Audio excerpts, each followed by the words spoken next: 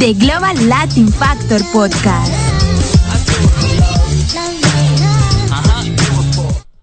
The Global Latin Factor Podcast. The Global Latin Factor Podcast. Welcome back to another episode where we bring you everything there is to know about Latino culture. Not only that, but we bring you personalities. We bring you day-to-day people, and eventually we'll get to where we interview people that have done something, that are Latino, that, you know, maybe globally they're not doing something, but at the end of the day, it's good to honor people and celebrate people for their accomplishment, whether a firefighter, whether they own their own business, or whatever the case might be. And I feel it's still important to touch up on real life people and real life people that we deal day to day. And those are some of the things that we're also going to bring you. So, of course, you can stop by and learn a little bit about history of the contributions, food, culture, music. But at the same time, you might listen to a story about somebody that came from whatever, but all of a sudden they do a much better, and the struggle they had to go through to get there. What do you think about that? That's very interesting, and I'm excited to learn all this information. All right, so real quickly, I like your giggle. What? I like your giggle. I swear, you've been giggling all day, but it's cool to have that giggle. Sometimes it's like a nervous giggle, but sometimes it's like, I don't know what to say after, or I don't want to get all quiet, so I just giggle. Or That's cool. I like that. Keep doing that. I feel like your story could push somebody or can bring eyes to something that they might have gone through, and they could, get through it as well. Yeah. So I'm young still. Yeah. I'm only 22, but I feel like I'm very wise just because of everything I've been through. Mm-hmm. But I didn't have a hard life. Like, my parents, they weren't together, but they loved me. Like, they spoiled me. They mm-hmm. wanted the best for me. They worked hard to give me everything that I wanted. But I was trying to run away from home, basically, you know? So I left for college. I was just like, I'm not coming back. I left for college, and I didn't come back home. I, moved out. And living on your own or with a roommate or somebody, right. An ex, boyfriend, girlfriend, whoever, your significant other, it's kind of hard. It's hard because you do struggle. I remember I used to live, in the hood. Right. And me and my best friend, she's, my ride or die person. She, legit saved me. But we used to struggle really bad. I didn't even have enough money to, get Jack in the Box tacos, struggle. And, yeah, and exactly, we were trying to find change just to get some Jack in the Box tacos. And mm-hmm. I'm the type of person, I'm a kind of proudful person where, I won't ask for help. I will not ask for help for anything just because... One, I don't like feeling dumb. That's my biggest, I took a personality test, and on the personalities test, it even told me, I don't like feeling dumb. And so I wouldn't ask for help from my parents or anybody or nothing. I was just like, why do you feel like you have to put yourself through that? Just because I am a totally different person now than I was back then. Back then, I feel like I had a stick up my butt or something. My energy was off. I had mm-hmm. bad energy. Some people said, well, no, not some people. Right. Only one person said that I had a resting bee face, you know. So, I was negative. I didn't want to go out. There was just something about me that was really negative and bad energy. You can't think back to the reason why? Something happened when you were smaller, or just the way that you were at that time? It was just the way that I was. Right. I guess I was trying to be like everybody else. Mm-hmm. And then something just I went through something and it just freaking clicked in my head. So, people have relationships and right. there's just that one person that gets to you, your ex. Yeah. And it was just that one person that got to me, and he changed my whole world upside down, kind of. In a bad way, y'all had a very toxic relationship. Yes, it was.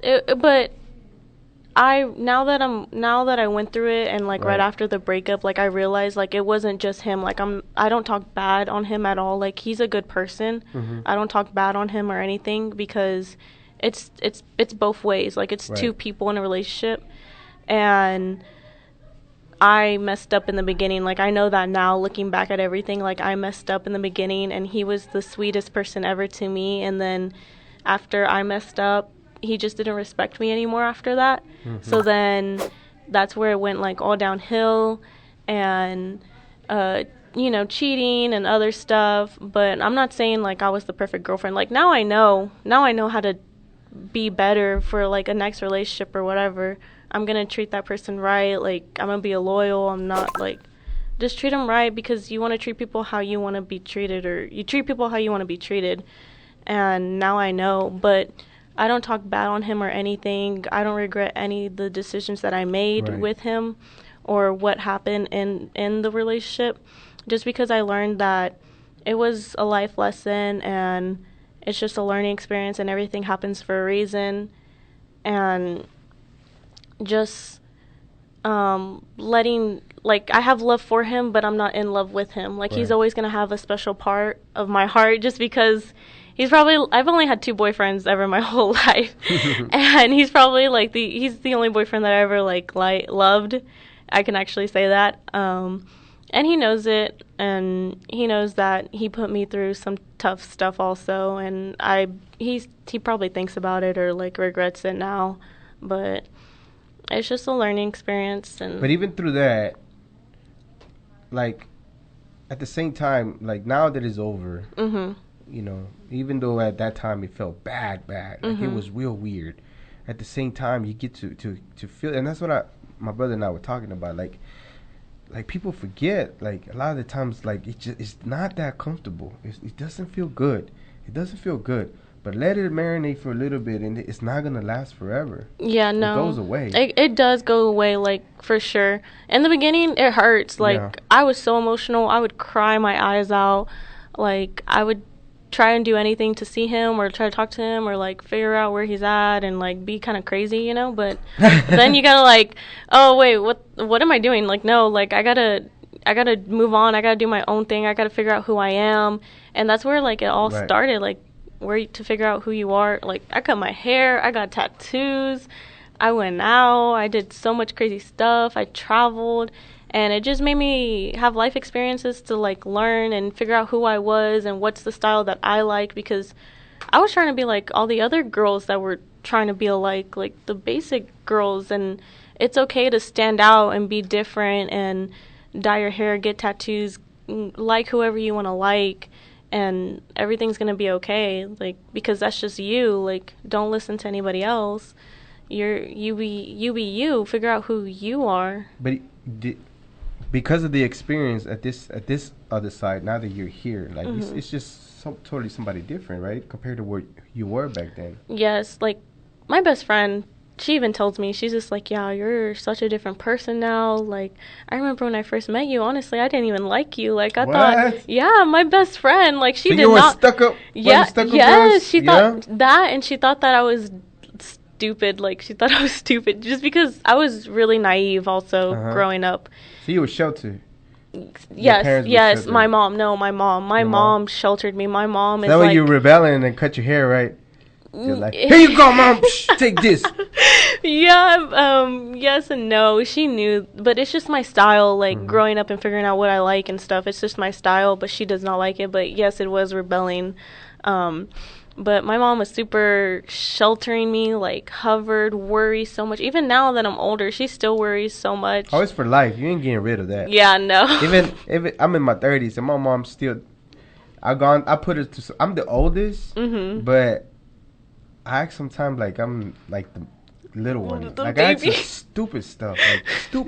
Like, dude, no wonder they're concerned. I would be concerned too if you were my kid. I would be like, are you okay, dude? You know what I mean? Like, I know why. And I gave them all the reasons to feel a certain way sometimes because I was the one. Yeah, and it doesn't even make it any better that I have a twin sister. Like, there's 2 of us that she got to worry about.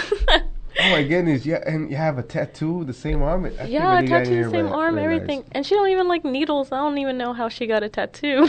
Just probably thinking that the pain was going to transfer to you. I guess. All right, so we're going to talk about our next Global Latin Factor. This time I'm going to let Mia tell us a little bit about Marco Antonio Muñiz. Marc Anthony, the singer? Yeah, the singer. Oh, who married J-Lo? What else? Oh, he has like 3 baby mamas. Well, that's 3 including baby mamas. and 5 kids. 6 kids. 6 kids. Uh-huh. I don't even know how he got J-Lo because J-Lo is fine. Like, But you know what his dad told him when he was younger? He What? said, "We're ugly. You need to work. You need to learn how to work on your personality." I swear, that's what he said in an interview. He said, "Boy, we're ugly. You need to learn how to work on your personality," and that's how he got J-Lo. because J-Lo, she's everybody inspired to be like her. Like when I'm 40 something real. years old, like I want to look like Is she her. like almost 50 now? What is she? How old is J-Lo now? She's almost 50. I think she's in her 50s, bro. She's not 40 no more. 40 was like 10 years ago. She gotta be like 47. I think Alright. like 47. What else did you learn about Mr. Marc Anthony? 51. Not even in her 40s. Oh, 40s were wow. like 10 years ago. Oh my goodness. Oh wow, no. Yeah, I he mean, has 6 kids. He had 3 baby mamas. He was married 3 times. What else did you learn about Mr. Marc Anthony? besides liking his music. Yeah. What's your favorite song about him? Oh, I don't know. I'm not really good at like knowing the title of the songs. Yeah. But like I Vivir can mi like vida. I can but I can like hum it or whatever, you know, just You know, that song was the actual last song of that record for that album. He wasn't gonna put it. Somebody brought it to his attention, and then he took it over to his producer. Hey, look at this. It's not really my style, but I think we can do something with it. The album was already finished, Mhm. and then they worked it in there, did that song, and it became the hit, like freaking major hit. I love that song. everyone knows that song and everyone knows that that's Marc Anthony's But song. okay? So I know that you know a little bit of Spanish, but it says like vivir mi vida, like live my life. La, la, la. I'm gonna laugh, I'm gonna dance, I'm gonna cry, I'm gonna do all this, and I'm just gonna live my life. And that's the song, and that's like everybody's anthem in any type of situation that you're going through. It could be your anthem for your life. And that song is nice. It's well done. Everything sounds really good, and it's like, man, that song is awesome. What else did you learn about Mr. Marc Anthony? Let me read out my notes. That's right. That's why I'm here. You're supposed to teach me. What are you talking about? We're supposed to help me out. I did a little bit. All right, so his name is Marco Antonio Muñiz, and no, you're not mistaken. He is named after the Mexican singer Marco Antonio Muñiz, and he goes by the stage Marc Anthony. He is an American singer, even though he has Latino descent, which is Puerto Rican. He's a songwriter, actor, executive producer, television producer, philanthropist. And okay, so he was more into freestyle, house music, Motown, hip hop, disco. That's what his thing was. Ooh, when he was house coming in music. as an artist, he started singing when he was 3 years old. So his dad used to take him to a club and sing it when he was 3. 3? Yes, Oh. and he almost stopped singing at 5. You know why? Because his dad was like pressuring him? Nope, Oh. because he sang so good that women used to cry.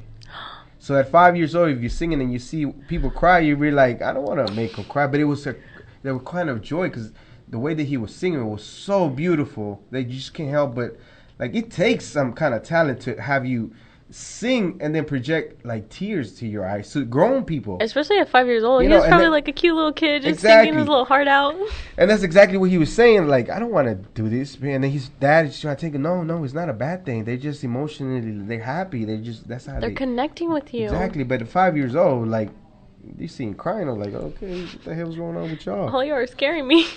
Okay, so again, his direction. He was trying to work freestyle, all this type of music. He didn't have in mind to do, but one of his friends play one of Juan Gabriel's song, which is a Mexican artist too, a Mexican composer, singer. Y conoce de mí, I believe. Let me see. Abrázame muy fuerte. So one of his friends played a Juan Gabriel song, Abrázame muy fuerte, and he heard the song. I believe it's Abrázame muy fuerte.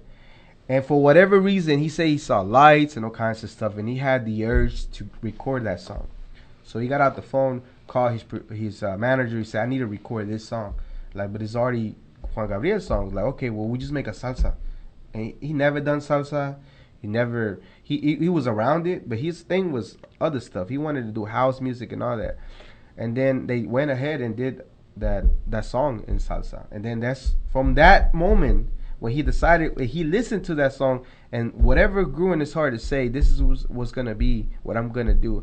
Then from then on, he's now known as the King of Salsa, Marc Anthony, the King of Salsa. From that one moment, you know what I mean? That's crazy to me.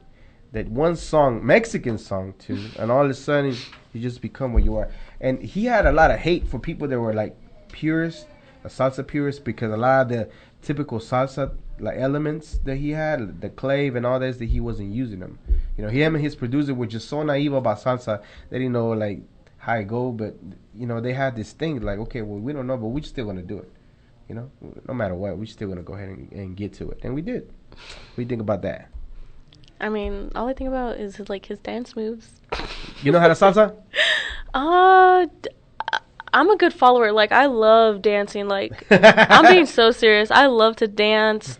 It can be anything, like country, two-stepping. It could be like norteñas, even though I'm not good at it, honestly. I'm a good follower. I'll follow really good. You know, you ladies have the easiest job ever. Cause I took some classes in salsa, so I know a little bit.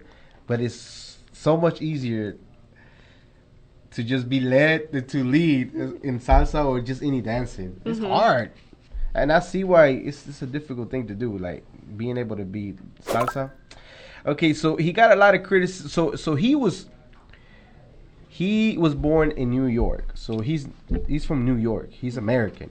His parents are from Puerto Rico, right? So he got a lot of heat when he sang "God Bless America." He sang at an All-Star game. He got a lot of criticism from people, like, why are they having him sing him? I'm like, because he's American. Duh. Yeah. Not to mention, it's "God Bless America," so it's not the anthem, right? Not to mention that particular song was written by a Russian Jew immigrant, and it was taken from him and made to what it is, and we made it a song here in America. Why are we always taking stuff? I'm just saying.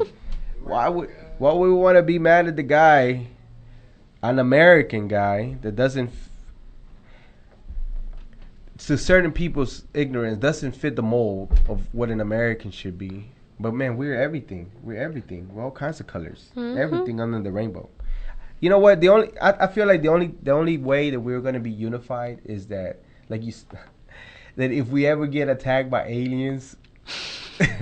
And they're coming to take us over, and we all have to align. Hey, we gotta work together. No, but everyone might be like, it's all fight to the finish. Like the weaklings, like y'all fend for yourselves, and like.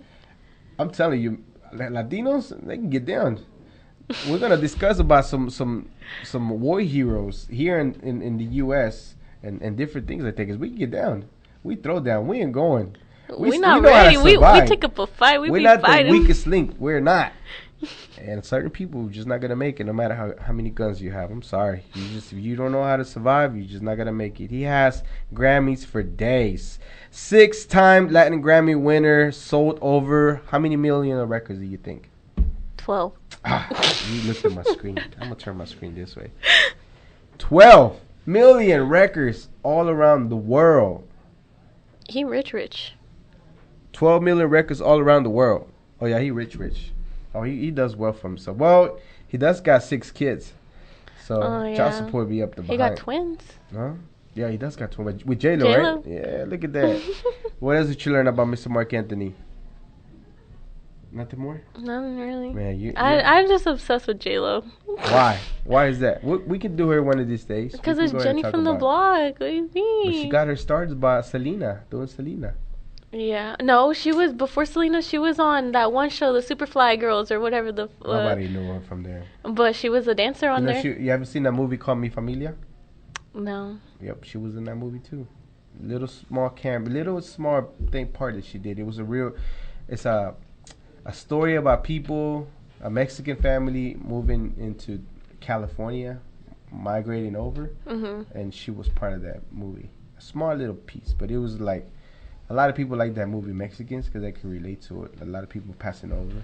Yeah. And they got a man that is he's an older man, and his name was El California, because he was there from the beginning. Yeah, it's a cool movie. A song just like popped in my head. Which one? No. What song? What song? California Love? No. Which one? No.